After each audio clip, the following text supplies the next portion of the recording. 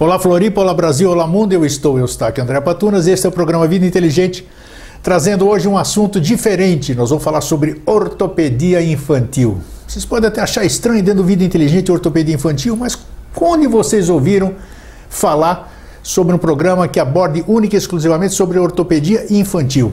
Quanta curiosidade vocês têm, e espero que hoje vocês tenham todas essas curiosidades dirimidas. Para isso eu convidei o Dr. Anastácio Cotsias Neto, médico ortopedista infantil. Infantil ou pediátrico, doutor?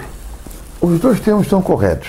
Na realidade, nós somos especialistas nesta área, mas não existe como área de atuação específica. Tá. Todos nós somos médicos e especializados, no meu caso, em ortopedia.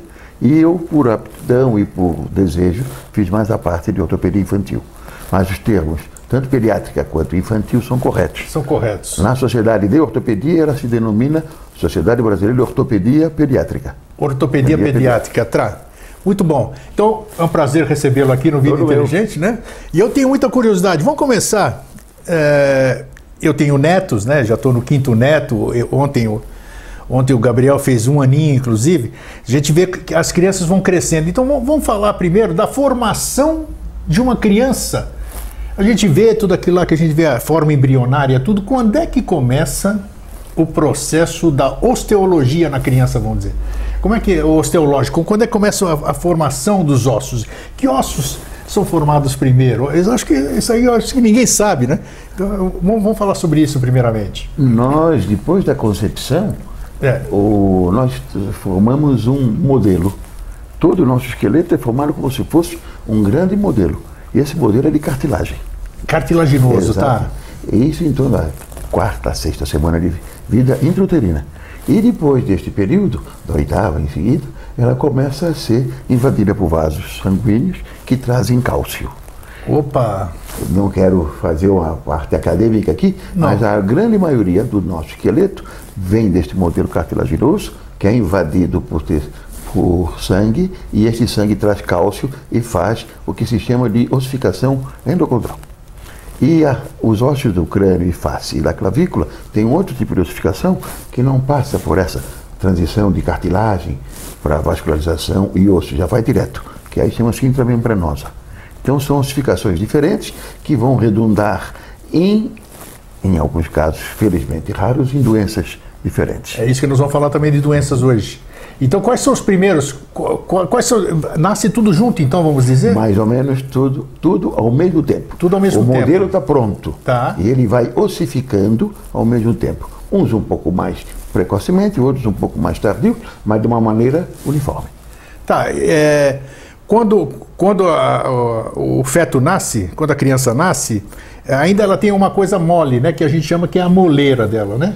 Qual é esse processo aqui do crânio, que a gente tem até aquela rachadurazinha que todo mundo vê? Como é que é esse processo? É o único osso mole nessa situação? Vamos chamar assim, não sei se é uma linguagem de leigo, né? Não, são duas coisas. A gente diz muito no nosso meio, sobretudo Ilhéu, que a moleira... Moleira, isso, tá. Não, são duas coisas. Nós nascemos com a parte esquelética completa, ossificada para a idade. Essa ossificação vai evoluindo até terminar a fase de imaturidade esquelética, que é quando a gente para de crescer. E aí nós temos o esqueleto completo. Tá. Esse esqueleto vai evoluir até a velhice, mas ele não desenvolve mais no sentido de crescer. Então o crescimento é feito por umas células que ficam nos ossos longos, nas suas extremidades. Tem uma linha, onde se vê na radiografia, que chama fise, que é a placa de crescimento. A gente cresce por ali. De uma maneira fácil de tentar explicar, existe um estoque de células de crescimento. Tá. E elas vão sendo gastas como uma linha de produção. Olha que até a nossa fase de maturidade. Meninas entre os 12 e os 14, e meninos 13 e 15, lógico, passa um pouquinho, mas essa é a média. A partir dali, esta fise termina. E aí nós paramos de crescer. Então chegamos à maturidade esquelética.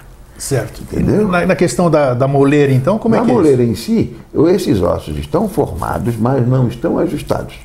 Então nós temos a moleira entre o frontal e os 2 parietais. Isso. E fica uma imagem quase, uma zona triangular, que favorece o crescimento. Se aquilo fecha antes do tempo, nós temos doenças sérias nisso, que temos que abrir essa junção entre os ossos, porque senão comprime o crânio. Então isso é normal.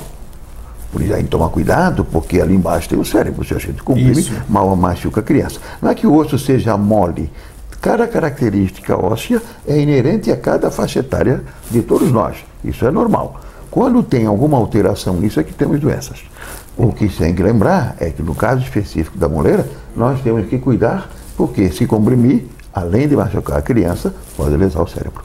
Tá, isso ajudaria essa moleira, ajudaria também no parto normal, vamos dizer assim, essa flexibilidade da cabeça na passagem, teria alguma... A grande preocupação, e o que a gente explica, isso é mais, no caso do parto normal, é que na proporção entre a cabeça da criança e a pelve da mãe. Sim. Que é o que a gente chama de desproporção cefalopélvica. Ali é que leva a grande preocupação, porque pode machucar a criança, pode machucar a mãe e, sobretudo, retardar o parto. Se retarda o parto e o feto fica com problema ali, oxigenação, nós temos uma gama enorme de enfermidades. A mais frequente, com o nome geral, genérico, é a paralisia cerebral. Paralisia cerebral pode ocorrer em função do... Não só disto. A paralisia cerebral tem inúmeras causas. Pode ser antes do nascimento, quer dizer, na vida intrauterina, durante o período de expulsão, quando falta oxigênio, e depois. Então não é só por problema de parto que a gente tem este problema, esta enfermidade, que tem um nome amplo, chamado paralisia cerebral. Pode acontecer. Uma das causas relativas ao parto seria o atraso, um parto mais demorado, em que falta oxigenação cerebral. Senão, não, porque tem partos que levam... Anóxia? Anóxia. Anóxia, isso. Anóxia perinatal. Tá. E esses problemas intrauterinos, como pode dar uma paralisia cerebral? Em decorrência do quê, doutor? Falta de oxigenação cerebral. Às vezes a desproporção entre a mãe e o feto, quer dizer, um conteúdo que é o feto grande, para um continente que seria o útero pequeno. Isso também pode ocasionar isso? Pode, leva uma doença, leva uma série de doenças. Uma série de problemas. Uma delas, no caso de oligodrâmio, que é quando falta líquido, quando o feto é muito grande, pouca mobilidade intrauterina, leva a outras doenças, tipo inchação de quadril. São pródromos, não quer dizer que vai acontecer, mas aumentam a possibilidade. Caramba, isso tudo Por isso é muito importante que as mães ou as gestantes façam pré-natal. Porque nós evoluímos muito no sentido de cuidado. Prevenção é o mais importante. Então, se tem uma gestação, essa gestação tem que ser controlada. Gestação é uma coisa natural, como a humanidade se preservou até hoje. Mas parto não é uma coisa simples. Parto precisa ser feito com cuidado. Parto se faz em ambiente seguro. Nós levamos uma eternidade, quase que a nossa civilização inteira, para trazermos os partos para dentro dos hospitais, e agora nós estamos com o modismo de partos domiciliares. Também, né? Voltou. Parto é uma festa, quando tudo vai bem. Mas sem dúvida. Para tudo certo, precisa tomar cuidado. E são segundos que a gente precisa. Se falta oxigenação, eu no hospital eu tenho chance de fazer uma reanimação de uma criança. Em casa tem todos não os tem. recursos, sem dúvida. E aí nós temos uma série de transtornos que poderiam ser evitados e que transformam aquela festa. Porque o que eu tenho assistido é que essas mães jovens, elas querem fazer no convívio familiar, no seu ambiente, a festa que merecem. Mas se a coisa complica, não tem como reverter a complicação. Não tem. Então o que deixa, o que pode ser, o que nós... Isso é um alerta, hein? Foi bom, doutor, abordar isso aqui. No meio médico nós consideramos como intercorrência, vira uma complicação, ou até com uma sequela grave, que a gente não tem naquele momento o meio necessário para poder corrigir. E aí fica um processo irreversível, né? Exatamente. E é um transtorno de vida. Não tenha dúvida. Eu sou do tempo da talidomida, né, que foi um problema seríssimo e temos resquícios até hoje. O que a talidomida causou, porque toda aquela deformidade que a gente conhece, né? Na parte óssea, o que ela influenciou? Na realidade, a talidomida foi um medicamento que apareceu para controlar enjoo. Sim, e foi fantástico para isso. As mães passaram muito bem. Eu vou tocar rapidamente no quadro ético disso. Vamos lá. Mandaram para países considerados de segunda linha, né? E nós, na época, fomos considerados, esse medicamento sem testes. Então, resolveram o problema do enjoo e criou má formação congênita. E as malformações congênitas que aconteceram foram por subtração, ou seja, nós perdíamos segmentos dos nossos membros. Incrível. Exatamente. Isso chama-se focomelia. Como? Focomelia. Focomelia. Exato. O foco é quando a gente perde uma parte específica. Se eu perco o antebraço, digamos, a mão fica junto ao cotovelo. Isso, exatamente. Então, essa chama-se focomelia distal. Se eu perco aqui, o cotovelo está no ombro, focomelia proximal. E quando eu perco tudo, chama-se focomelia completa. Tá. Tanto no membro superior quanto no membro inferior. Essas foram as sequelas mais graves deste medicamento, entre outras. Mas as mais comuns, as que criaram o estigma deste medicamento, que tem outras indicações. Mas no caso específico, ele foi utilizado em alguns ambientes sem o critério técnico e ético suficiente para fazê-lo ser considerado um medicamento seguro.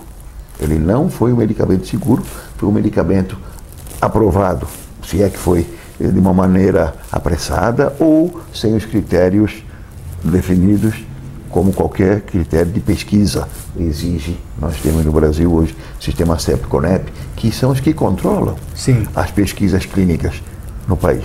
E a gente tem que respeitá-los, justamente por segurança do paciente, não conforto do médico. O que acontece muito é que tem aquele medicamento novo, existe isso, que às vezes nós chegamos mais atrasados, e não por falta de condições de tê-lo, porque o nosso órgão competente para cuidar disso, que é a Anvisa, às vezes ele é mais lento, mas ele é cuidadoso. Então chega um de nós, um médico, e não, esse medicamento é mais moderno, vamos fazer. Cuidado com o medicamento mais moderno. O Brasil tem um sistema, apesar de todo o caos que nós estamos vivendo, e na saúde não é diferente, é notório, a gente assiste em qualquer mídia hoje que estamos abandonados do ponto de vista de sistema de saúde, o sistema paralelo que faz essa saúde funcionar bem, também funciona mal. Sim. Por falta de insumo, por falta de funcionários e por falta de organização também em alguns casos. Mas no caso específico da Anvisa não. Ela regulamenta o medicamento que pode ser administrado aos nossos pacientes e nós, como médicos, obedecemos isso, porque são criteriosos. O Conselho Federal de Medicina também age nisso, cuidando. Então, muito cuidado em utilizar medicamento que não tenha amparo técnico subsidiado pelo órgão competente, no caso a Anvisa. Remédio moderno, modernismos em ética e modernismos em medicina, temos que tomar cuidado. A medicina evolui muito, nós estamos vendo.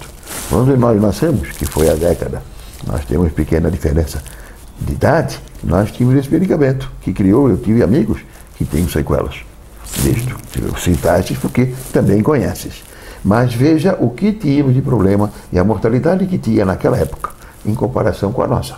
Com todos os problemas que nós temos, evoluiu muito a qualidade de vida, evoluiu muito a nossa sobrevida num país continental e com as diferenças que nós temos. Outro problema que nós estamos vivendo num país que é exemplo de vacinação. Agora resolvemos não vacinar. Incrível, né? Tem isso. Voltou sarampo. Isso este é um exemplo típico de decadência. Pode utilizar o adjetivo a seguir. Não, mas é verdade, é uma realidade então mesmo. Nós fomos relapsos no sentido de acharmos que o vizinho se imunizando eu não preciso. Teorias sem nenhum critério diz não precisa porque a vacina vem e ela pode causar enfermidade. Pode, em alguns casos existe. A gente sabe que algumas o vírus é atenuado, ou o agente é atenuado. Então ele é vivo, enfraquecido. E o outro é morto.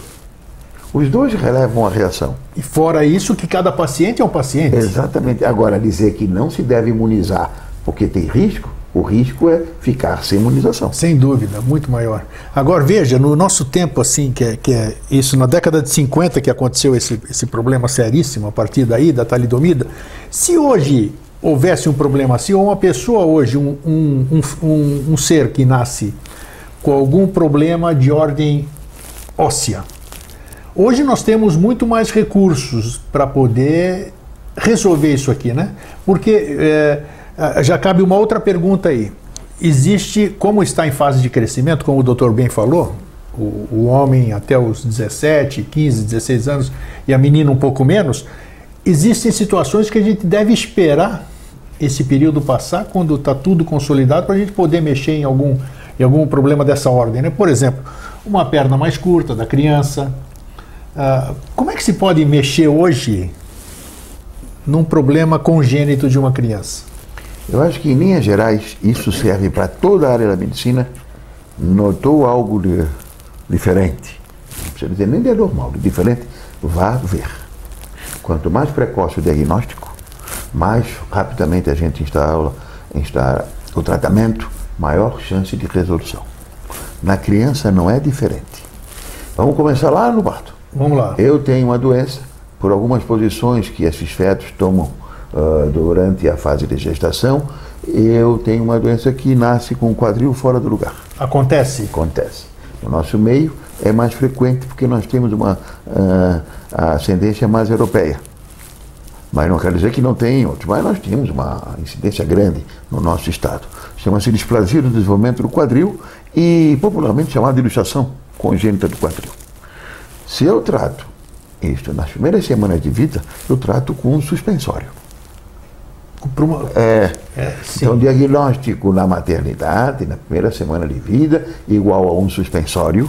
Entre 8 e 12 semanas, esses quadris, em 99% das vezes, estão normais. E vão evoluir como os nossos. Vamos ter problema na época que nós começamos a pagar a conta pelas nossas artes, pelas nossas atividades. Sim. Então, na velhice. Se eu espero um mês para fazer o diagnóstico, a minha chance de tratar com o suspensório e ter sucesso cai para 85%. Cai 85%? Aí, se ela falha ou eu não consigo, eu tenho uma criança de 2 meses de idade que eu tenho que pôr no centro cirúrgico, fazer uma anestesia geral, para fazer um exame, para pôr um gesso que vai da metade do tórax aos tornozelos. Nossa! E esse anjo fica 3 meses com esse gesso. A recomendação é trocá-lo a cada mês. Mas fazemos isso um pouquinho mais acolchoado para ver se evitamos uma anestesia. Mas são 2, então ao mínimo, para fazer com que esse gesso seja trocado, higienizado a criança, para ver se dá tudo certo. A chance de sucesso é de 95%. Já caiu 5%, eu vou ter que operar. Se eu começo com 4 meses, a indicação já é, na grande maioria das vezes, cirúrgica. Tem que abrir um neném que não sabe ler porque está, porque nós não fizemos o diagnóstico na maternidade, tem uma doença. Vamos lá, uma parte só, para não perder o raciocínio. Quando a criança nasce, existem lá o que tem? Tem o médico, o obstetra? Tem o obstetra e tem o neonatologista. Neonatologista é esse que faz a avaliação? Faz o diagnóstico. Ele não é o pediatra, é o neonatologista. Não, é um pediatra, que trata crianças até o mês. Até um mês, esse é o neonatologista. Tá. Mas esse é aí que eu queria chegar. É importantíssimo. Ele que é quem vai determinar se a criança tem alguma deficiência, vamos dizer. Uma das outras barbaridades. Toda equipe tem um neonatologista? Esse deveria. Toda equipe. Por isso é que eu falei que uma das barbaridades que nós temos hoje no nosso sistema de saúde é que gente pobre não tem pediatra. Só tem pediatra quem tem um plano de saúde. Sim. O Conselho tem brigado bastante, tem uma resolução que as emergências, os hospitais, nos seus quadros de plantão, tem que ter um anestesista, um cirurgião geral, um clínico geral, dependendo do local, uma maternidade, um obstetra e um neonatologista. Porque vai para o parto, o obstetra faz a sua parte e o neonatologista cuida do neném. Bom para todo mundo, sobretudo para o neném, e alegria e tranquilidade de todos. Acha que um obstetra não quer ver um parto até bonito, com uma criança que passa tudo bem? Claro e que sim. O neonatologista está ali para isso. Não teve nada, não precisou. Ótimo, é o que a gente quer, que não precise. Ele vai fazer os primeiros cuidados para o neném, vai aspirá-lo, vai verificar se todos os seus sinais vitais estão perfeitos, se nasceu como deveria, se o peso está dentro do critério estabelecido. Não teve nada. Ótimo, é para não ter nada. Mas, se tiver, eu tenho condições, ele vai ter condições de fazer. E ele faz esse diagnóstico. Como é que ele faz isso? Aí tá, São manobras. Vamos fazer a comparação da medicina de outrora com a medicina de hoje. Qual era que tinha maior facilidade de trabalho? Hoje nós temos mais recursos, mas nós temos mais dificuldades. Como é que o senhor, como médico, vê o seu trabalho hoje em dia? É melhor do que no passado ou é mais dificultoso do que o passado? É diferente. De fato, a sua pergunta toca bem no ponto. Nós tínhamos menos recursos, mais tempo atendemos o paciente com mais tranquilidade e tínhamos resultados para algumas doenças mais complexas com menos qualidade. Hoje, eu faço o diagnóstico com mais rapidez, eu tenho mais chance de fazer um diagnóstico mais precoce e tenho um poder resolutivo, dependendo da enfermidade, mais efetivo. Por outro lado, pela nossa estruturação, que é complicada, para não dizer outro termo para defini-la, os hospitais estão assoberbados porque os postos funcionam mal. Os postos que funcionam bem não são resolutivos, então ele encaminha. E o povo já sabe que é mais fácil ir para o hospital, perde tempo, mas resolve, do que ir para o posto. O que é uma pena. E nesse ponto, sobrecarrega o que está lá. Termina o insumo não é reposto com a velocidade que deve e faz com que, se eu tenho um diagnóstico mais precoce, eu tenho um tratamento mais rápido, ágil mais do que gostaria. Quem tem a formação da época que nós tivemos, nós sabemos que o que a gente quer de um paciente é ouvi-lo, saber das suas necessidades, saber do ambiente que ele vive, o porquê que levou aquilo. E tem muita gente que se cura, entre aspas, assim. Claro que vai para ser ouvido. Essa é a grande razão da medicina. Medicina, lógico que ela é curativa, quando a gente consegue. Medicina é uma profissão meio. Eu tenho que dar todo o meu trabalho, a minha disponibilidade em favor dessa pessoa. Se eu conseguir curá-la, eu estudo para isso. Essa é a minha intenção. Mas eu vejo o seguinte, hoje é melhor. Como falei, eu sou um otimista. Acho que hoje é melhor que ontem.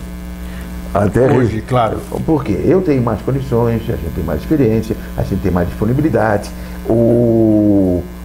temos mais acesso, falando do meu meio, né? Claro. Eu sou um ortopedista que trabalhei praticamente a minha vida pública toda no hospital infantil, que tem excelente estrutura e é um hospital de primeiríssima linha. Então, eu não posso comparar com um local que não tenha tantos recursos, né, como tem o infantil. Mas, em linhas gerais, num estado diferenciado como o nosso, nós evoluímos para melhor. Nós vivemos em sobressaltos, épocas de bonança e época de dificuldade. Esta é uma época de equilíbrio. O Estado tem muito custo, a judicialização da medicina faz com que poucos recebam muito de um todo que é pouco. É a história do cobertor. É um cobertor curto, que se nós trazemos para um lado só, descobrimos o outro. Tá. Esse é um ponto. Outro, a história de que conversamos no início. Este é o medicamento mais moderno. Nós não temos. Eu brigo muito no nosso meio para que a gente tenha ou que siga os protocolos mais atuais. Mas protocolo experimental custa muito para um país que não tem condições, para um momento que nós não temos. Não quer dizer que essas pessoas não mereçam, mas não se pode tirar de todos para pouco. Aí a Secretaria entrega muito, o nosso Estado gasta muito em judicialização. Não que o juiz esteja errado, o juiz vê pela lei fria, está lá o texto, direito de todo e dever do Estado. A vida é o bem maior e deve ser protegido. Então ele manda. Só que aquela canetada custa mais caro do que nós criticamos em alguns médicos, que é o peso da caneta do médico, é a receita. O exame em demasia, a necessidade de pedir, se tivéssemos mais tempo, para cuidar mais perto do paciente, ouvirmos mais, teríamos menos exame. Isso que você falou há pouco é importante, porque muita gente reclama disso mesmo. Muita gente reclama que os médicos haviam muitas receitas, muitas vezes desnecessárias. Você chega, é o que o pessoal diz assim, né? Você vai generalizando, claro, cada profissional é um profissional.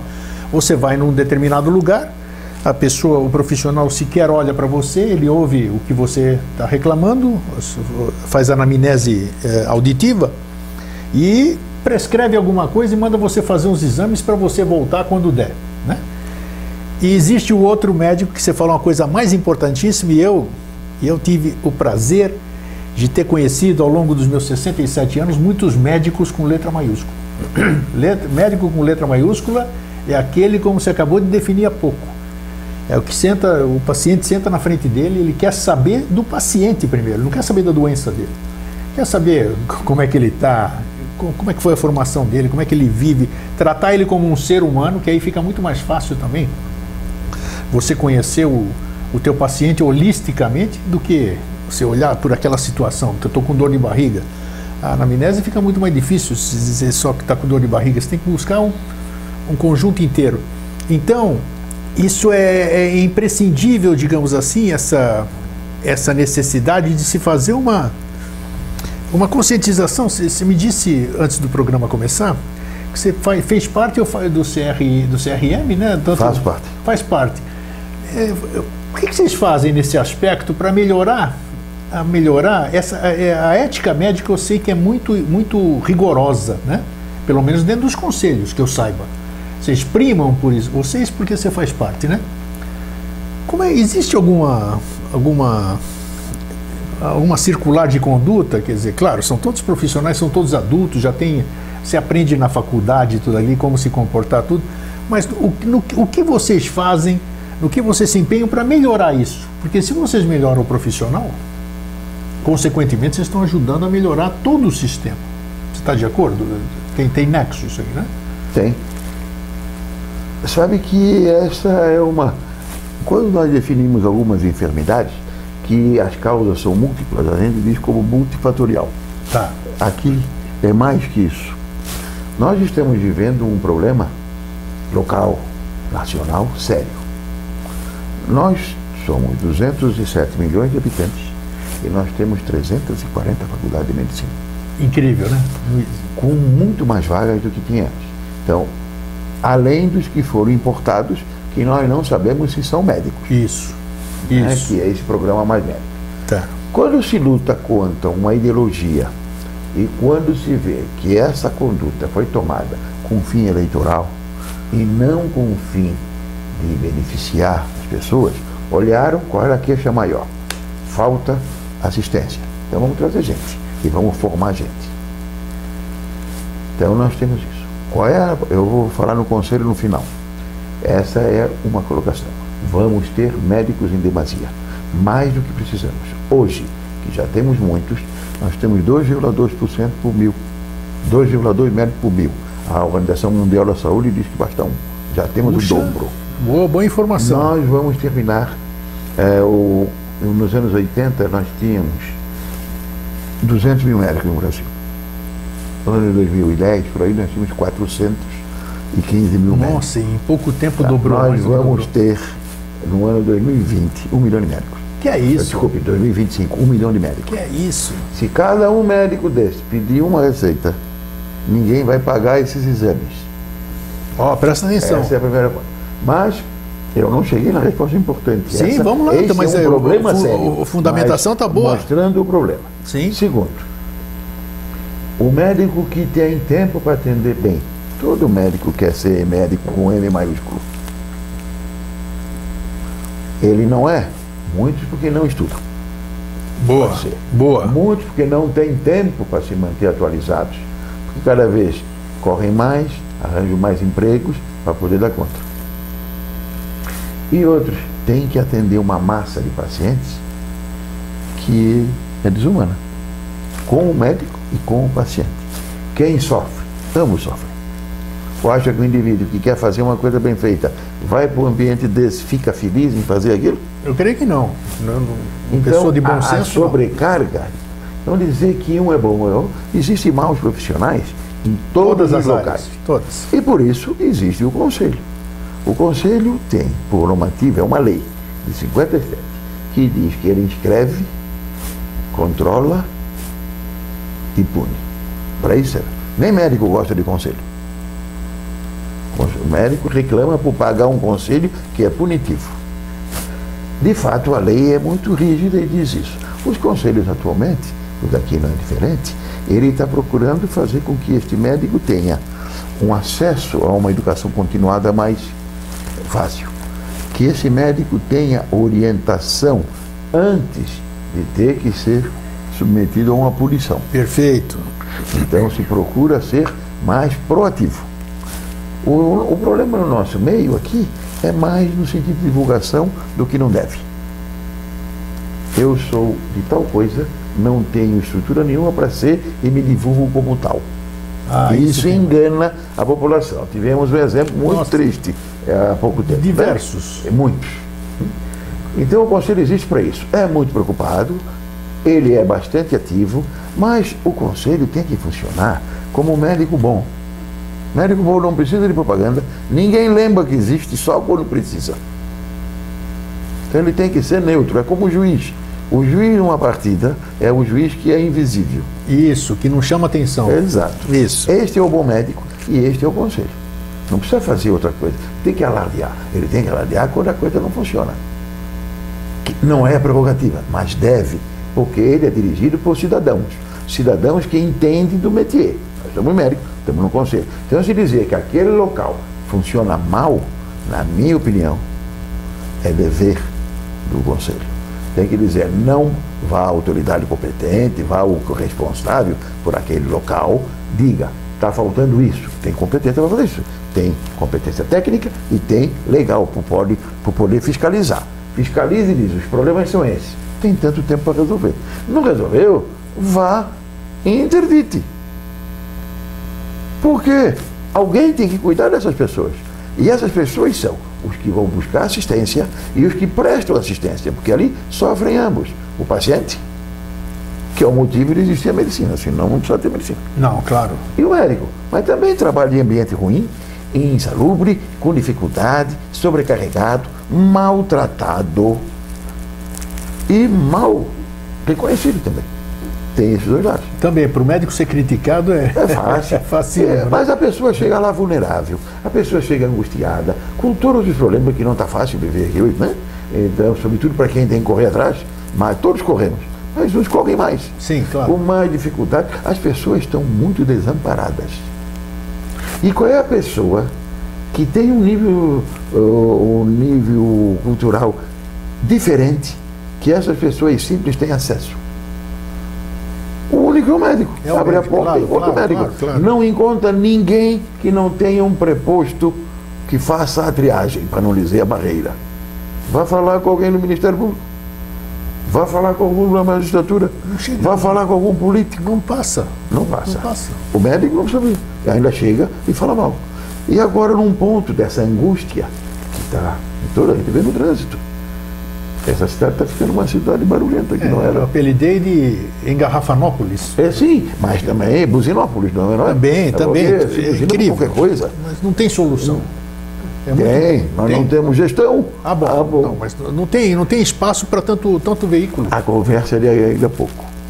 Isso é verdade. Nós temos, eu acho, não li mais nenhuma estatística, mas a última que eu li, nós tínhamos ultrapassado Brasília, que era a cidade em proporção habitante automóvel maior. Nós passamos. Perfeito. Mas isso faz alguns anos já, não sei se tem condição. Estatística atual. Mas no nosso caso, o que aconteceu aqui, tirando um viaduto para o governo municipal, que nós fizemos?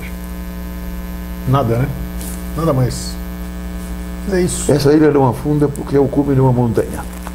Eu acho que é, né? E agora com esse problema aí já tocando no assunto, né? Já fiquei pensando de novo aqui com a tragédia na Itália, você viu agora, né? Em Gênova. Puxa vida, uma ponte de 1969, linda, maravilhosa, firme, de repente, do nada caiu, acabou. Eu vi num jornal local, aqui, de grande circulação, fotografias da nossa Eu vi também. ponte. A minha filha fez um trabalho de conclusão de curso sobre as pontes. Daqui de Floripa. Daqui. Eu tenho trabalho, eu fui procurar, porque se alguém dizer, falou que, em verdade, as fotos dela já eram parecidas. Está formada há bastante tempo. Então, tá aí, ó. Não sei se estão fazendo a manutenção que a gente espera, né? Nós vimos uma última manutenção uns anos atrás, lembra? De alguém que usou um liquinho. Isso, e acabou. Eu estava fora nessa onda, ficou 3 dias sem luz aqui. Exato. Eu nunca vi um liquinho com um maçarico. Acabou, parou a cidade. Exato. Então, mas nós temos autoridades responsáveis para isso, né? Temos. E confiamos nela. Esperamos que elas estejam atentas. Nós não temos alternativa, é essa.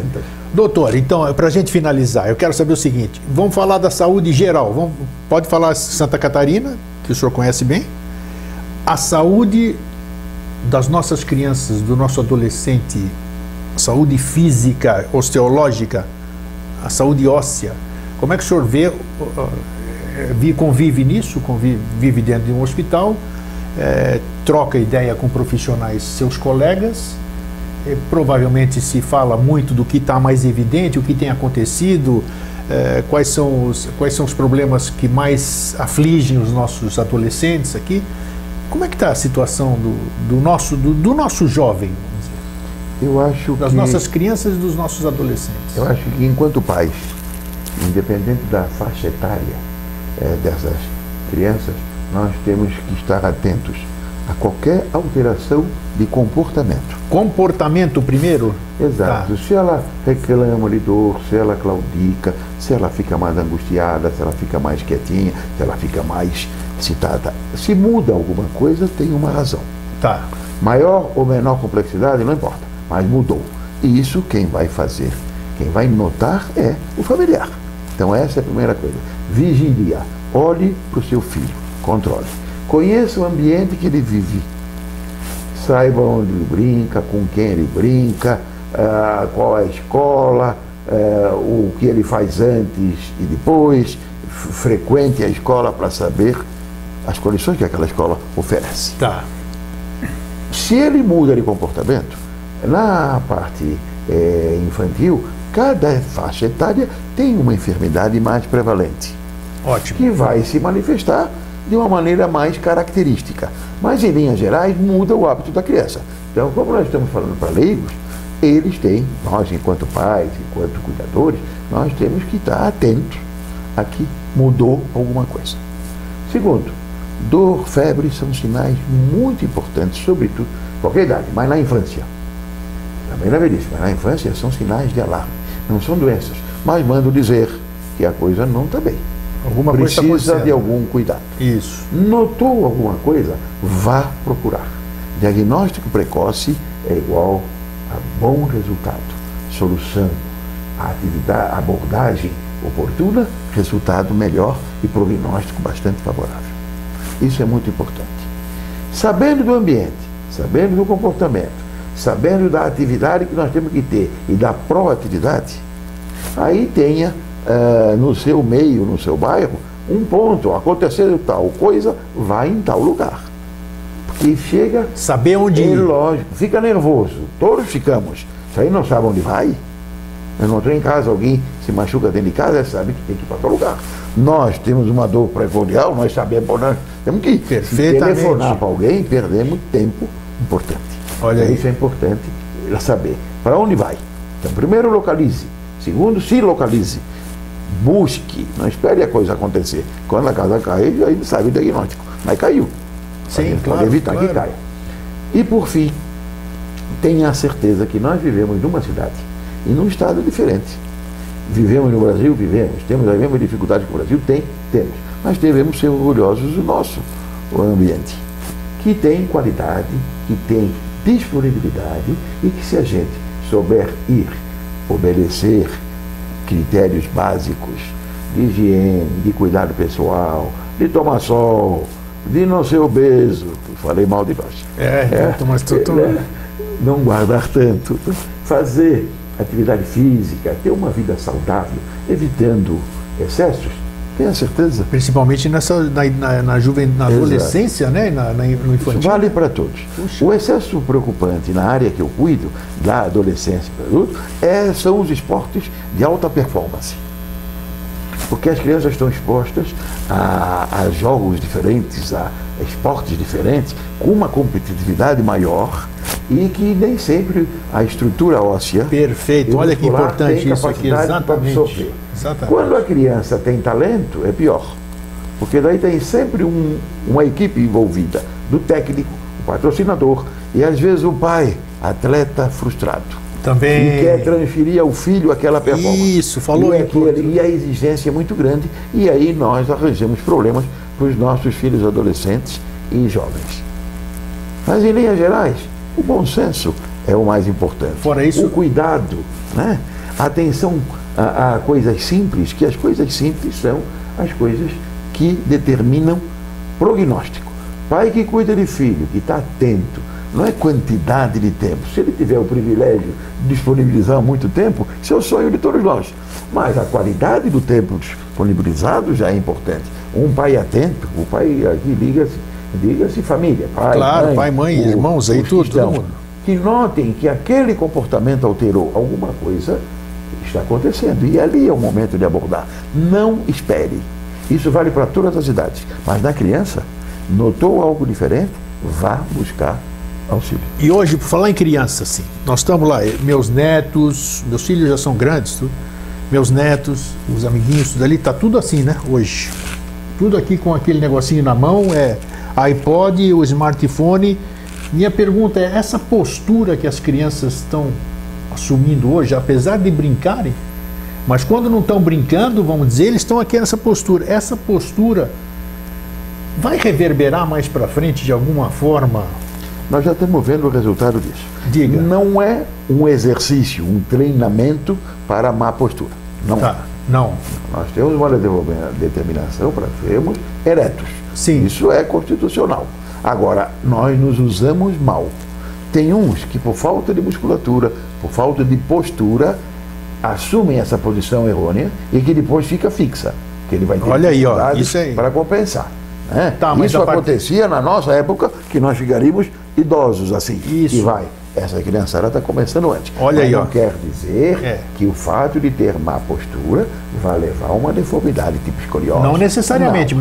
Mas favorece. Quem já tem predisposição, aí fica pior, né? Já tem o ingrediente que vai favorecer a precipitar mais de uma maneira mais precoce. Agora, como tudo na vida é horário, bom senso e controle. Nós não vamos tirar essas máquinas dos nossos filhos. Claro. Nós já vivemos com... Mas não precisa ser o dia inteiro, né? Isso. Então marque horário. É difícil, né? Ah, não, consegue. Mas o pior eu acho que é tratar a nós mesmos. Porque nós em qualquer segundo estamos na máquina. Eu acho que é mais comunicação, fácil, né? Eu que sou da comunicação, de criança, doutor também com seus pacientes, é necessário isso aqui. Você tem hoje a comunicação é essa, né? Essa é uma preocupação do Conselho a respeito da consulta não presencial. Tem coisas que nós vamos ter, olha aí, ó, exames à distância. Eu não vou ter um cardiologista disponível numa cidade. Mas você sabe que você pode pôr o teu dedo no telefone e o cardiologista vê o teu batimento cardíaco. O que é isso? Esses aplicativos vão favorecer muito, sim, vão facilitar a vida de muitos e vão salvar muitas vidas. Mas não podem substituir. E de jeito nenhum. A relação médico-paciente, porque se perde detalhe. Mas vai resolver na dificuldade. Na emergência. Na emergência. Na disponibilidade de alguém que em outro momento não existia. Nós vamos para um sítio distante e ficamos mal. Se nós fôssemos esperar para voltar, quantos que nós conhecemos que chegaram com problemas ou não chegaram? Agora o telefone ajuda. Para isso ele tem que ser utilizado. Agora não para fazer a consulta por telefone, e daí nós vamos errar mais do que se nós não tivéssemos visto. Tá vendo? Nós vamos ter mais papo ainda, porque tem muita coisa para a gente falar, e o assunto é importante porque aborda a medicina de uma forma geral, isso é bacana, e o doutor também faz parte do conselho. É importante trazer essas coisas que o público não tem acesso. Não tem, você fica falando, o que nós abordamos aqui rapidamente, dentro de uma horinha. Por que o paciente fala mal do médico? Ele não vê o lado do médico, ele não vê a estrutura. Eu entrevistei aqui, tempos atrás, aqui, uma psiquiatra. E o assunto foi a saúde do profissional da saúde. Isso está calamitoso. Sensacional. Aqui está um médico do meu lado aqui, doutor Anastácio Cotias Neto, mas antes de ser médico ele é um ser humano. Ele tem família, ele tem cuidar da saúde dele, tem problemas, tem uma série de coisas que ele precisa ver. Então ele não é o todo imune, né? Vamos dizer assim, né? Nem na fotografia. Né? Exatamente. Então é isso que as pessoas têm que entender. Então é bacana quando a gente tem esse tipo de conversa, quando a gente aborda N casos. Doutor, então é um prazer ter o recebido. O senhor tem alguma mensagem para deixar para o nosso telespectador nessa questão que nós tratamos hoje, da saúde, da importância da gente estar atento aos nossos filhos, aos nossos netos, esses sinais que podem chamar a nossa atenção para que a gente possa procurar um profissional visando o bem-estar dos nossos queridos? Bruno, agradecer a gentileza do convite Espero ter correspondido. Nós viemos para conversar sobre ortopedia infantil e terminamos falando sobre medicina perfeitamente, geral. temos que falar em tudo. Eu acho que a grande mensagem é: cuidem-se, atentem a detalhes que mudam os hábitos do nosso dia a dia, vivam com mais disponibilidade, aproveitem seus familiares, tenham uma vida com alguma atividade física. Não precisam ser atletas, mas não sejam de final de semana. Sejam atletas de dia, caminhem, tomem sol, não ganhem peso, moderem na bebida, não fumem. Acho que em linhas gerais, se nós tivermos isso, uma vida com certo regramento, procurando ter soluções saudáveis, nós teremos uma sobrevida bastante útil, com toda certeza, uma grande possibilidade. Saúde e, sobretudo, sem sofrimento. Doutor, mais uma vez, então, muito obrigado e até uma próxima oportunidade. Eu agradeço a oportunidade, muito gentil pelo convite e estou à disposição. Obrigado. Um fraterno abraço e um feliz sempre.